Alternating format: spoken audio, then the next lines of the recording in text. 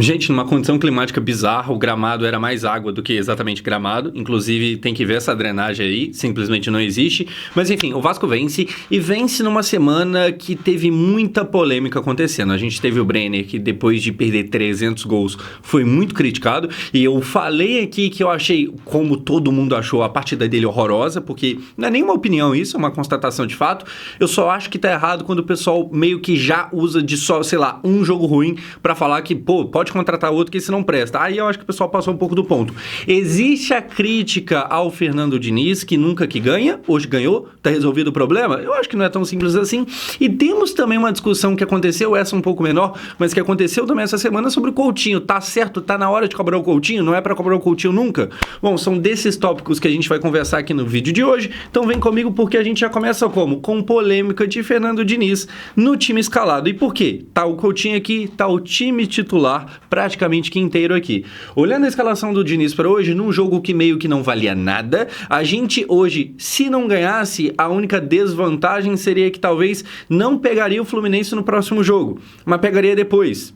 Então não faria muita diferença. Mesmo nesse cenário, o Diniz opta por vir com o time titular. E aí você pode pensar o que eu acho bem válido, tá? Pô, mas se coloca reserva, reclama. Se coloca titular, reclama. Vocês só querem reclamar do Diniz.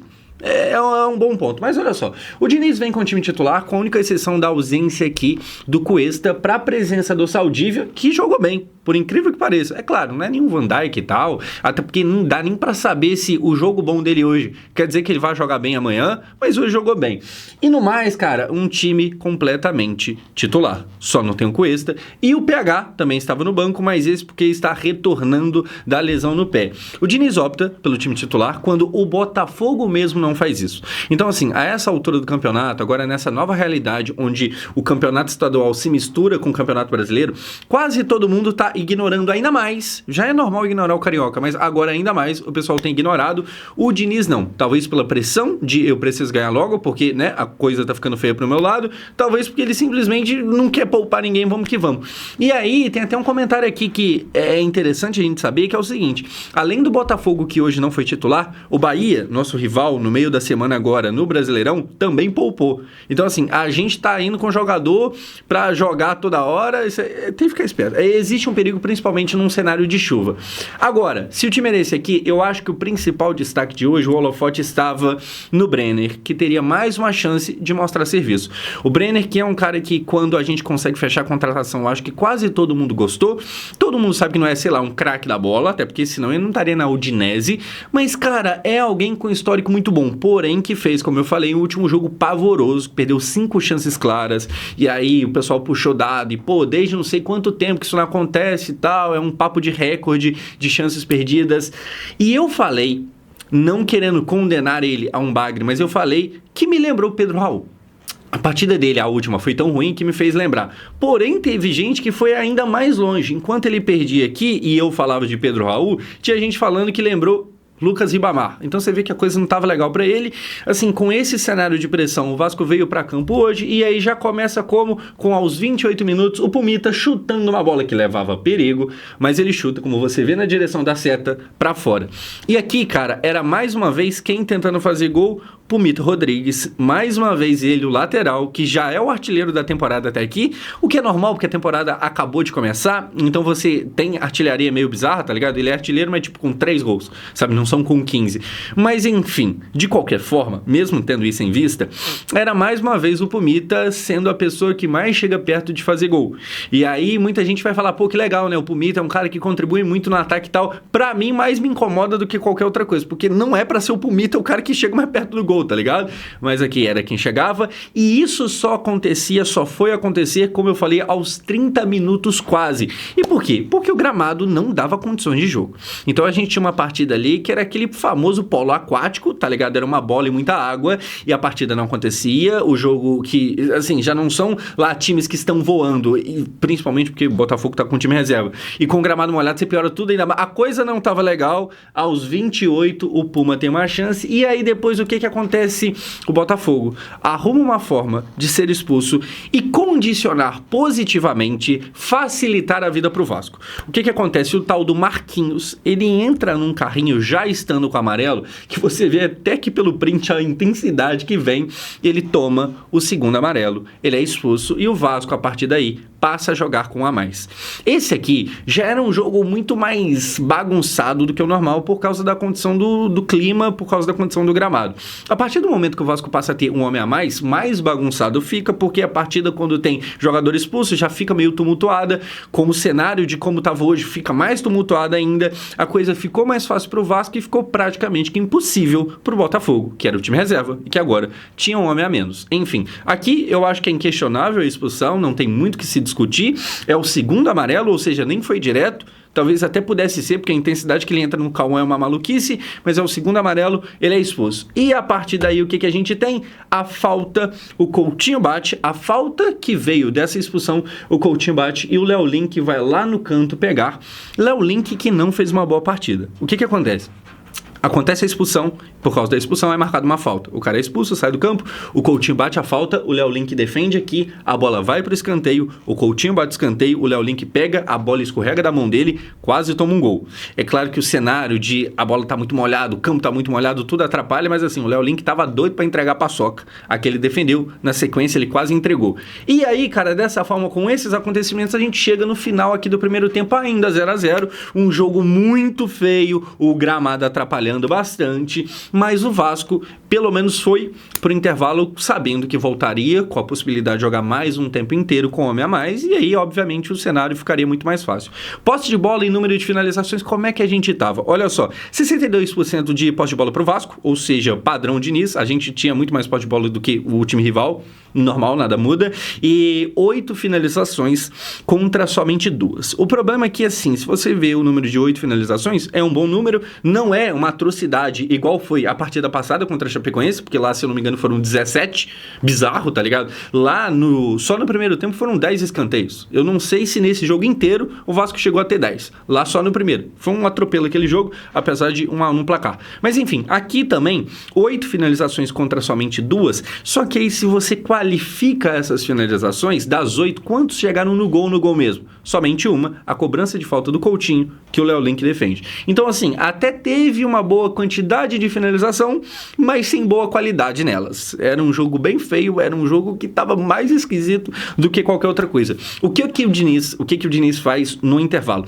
Ele tira o Nuno Moreira, que já tinha tomado uma pancada e tal, e eu tava com medo do Andrés, que aqui aparece na foto, porque o Andrés não perdeu nenhum jogo até aqui nesse ano, e eu tenho medo desse cara machucar, porque a gente depende muito dele, mas quem sai é o Nuno, e entra o GB, que é pra basicamente o que, cara, não dá pra ficar tocando bola no chão, porque o gramado não permite, então tá com um cara alto lá na área, e você tem mais um atacante, seja o que Deus quiser. Acho que faz sentido a estratégia dele.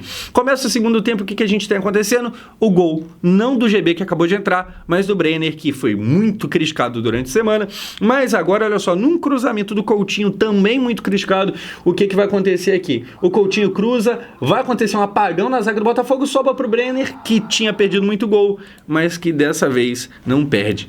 Cara, a bola bate no jogador do Botafogo, meio que escorrega, sobra pro Brenner, e aí você vê como que esse jogo foi realmente muito condicionado com o clima, com a chuva e com tudo tá extremamente molhado, escorregadio. O Brenner faz o gol. Aqui é importante a gente lembrar mais uma vez que, tipo assim, por mais que sim, naquele dia ele tenha jogado muito mal, e tenha jogado mal a ponto do pessoal lembrar do Ribamar, enquanto eu lembrava do Pedro Raul, enfim, ninguém lembrou de coisa boa. Apesar disso, é importante saber que, cara, claramente tinha um quê de acaso ali. Ele poderia ter terminado aquele jogo com, sei lá, 3 gols, com 4 gols. Assim como ele também poderia, e aqui é o fator sorte, tá ligado? Que pesa muito, ter terminado sem nenhum, com um recorde negativo de chances claras perdidas, que foi o que aconteceu. Infelizmente, no jogo do acaso, eu acho que caiu a moeda do lado negativo pra gente.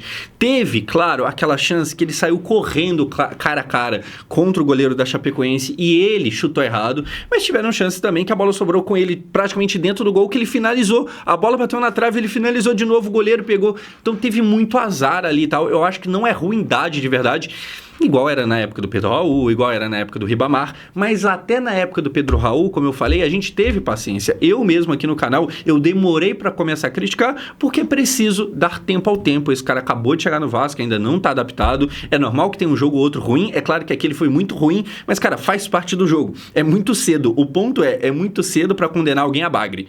Enfim, o Brenner aqui, que tinha perdido trocentas chances, na primeira que aparece no dia de hoje, ele vai lá, aproveita e faz 1-0, e aí meio que dá uma calada nas críticas, porque depois na sequência, ele de novo, o Brenner, dentro da área, sofre um pênalti, e aí o Coutinho vem bater. Antes da gente ver e comentar toda essa questão do Coutinho, que se pode ser criticado ou não, curioso porque assim, o Brenner sofre o pênalti e o Brenner não bate. E aí eu falo, tá, mas por que você, né, você pode perguntar por que tem isso a ver? Então, é que na primeira partida do Brenner, que também foi no Campeonato Carioca, acho que contra o Madureira, tem um pênalti. E aí, quem sofre é o Nuno, nem é o Brenner, o Nuno que sofre, mas o Brenner pede para bater e o Pumita não deixa, bate o Pumita e acaba perdendo. Enfim, naquela primeira partida, quando ele nem sofreu, ele teve um ímpeto de posso bater? E aí o pessoal meio que falou não. Hoje ele sofreu o pênalti e aparentemente não bateu. O que, aparentemente não, né? Ele não bateu. O que me chama a atenção aqui que é assim, calma, não senta na janelinha ainda não. Ele aparentemente gostaria, né? Principalmente tendo sofrido aqui, mas o Coutinho não deixa não. Ele não tá com tanta moral assim não. Dito isso, vamos falar do Coutinho? Olha só, bola batida e aí gol do Coutinho. O que a gente tem? Ele vai pro pênalti, ele bate, mais centralizado, o goleiro cai para um lado. E aqui, cara, a gente chega na pauta Coutinho, que eu acho que quem puxou a discussão foi o Rica Perrone, que caso você não conheça, é um jornalista são paulino, mas que comenta o futebol brasileiro como um todo. E aí, o Rica, eu acho que ele acerta na crítica na mesma hora que ele erra. Ele falou o seguinte, o Coutinho é um cara que quase nunca é criticado. Então ele joga mal, e ninguém fala nada. Todo mundo deixa passar batido. E segundo o Rica, não era pra ser assim. E aí a gente entrou numa discussão com muita gente falando que metade acha que ele é uma bosta, o Coutinho, outra metade que não, vocês estão exagerando. E eu acho que existe um acerto na crítica quando se fala que o Coutinho é menos criticado do que a média. É verdade. Eu acho que em muitos momentos ele passou batido, mesmo quando não deveria. E eu acho que o maior exemplo disso é a reta final da Copa do Brasil ano passado. A final que o Coutinho faz no Maracanã é tenebrosa. E aí quase ninguém fala nada. Certo? Se fosse um outro jogador de outro time brasileiro com o status que o Coutinho tem, esse cara estaria sendo escorraçado e o Coutinho passou batido. Se você fosse para aquele jogo aquele dia sem saber quem é que tem uma baita trajetória na Europa, você pensaria que o Thiago Mendes é que é o foda, porque ele apareceu porque ele pelo menos tentou mais entre os meio-campistas, não o Coutinho. Então, por exemplo, naquela oportunidade, eu acho que realmente falta crítica. Eu acho que existe ali um passar pano, porque o Coutinho não fala mal de ninguém, ele é bonzinho e tal, tá ligado? E ele é cria, e aí o pessoal dá uma passada de pano. Agora, eu acho que o Rica erra ao criticar depois daquele jogo contra a Chapecoense. Porque como eu mesmo falei lá, e aí eu tô, tipo assim, validando o que eu mesmo falei, né? Mas se você volta no vídeo e você vê lá, não foi um desfile do Coutinho aquele dia, mas, cara, foi uma boa partida. E aí ele contou com o azar do Brenner perdendo um monte de gol, então ele criou, só que o time meio que não aproveitou. É verdade que ele furou bola que não deveria ter furado, mas acontece com todo mundo. Enfim, eu acho que o Rica acerta na crítica, mas não 100%, porque naquele jogo em específico é um jogo ruim pra criticar, porque ele fez a parte dele, o time meio que não colaborou.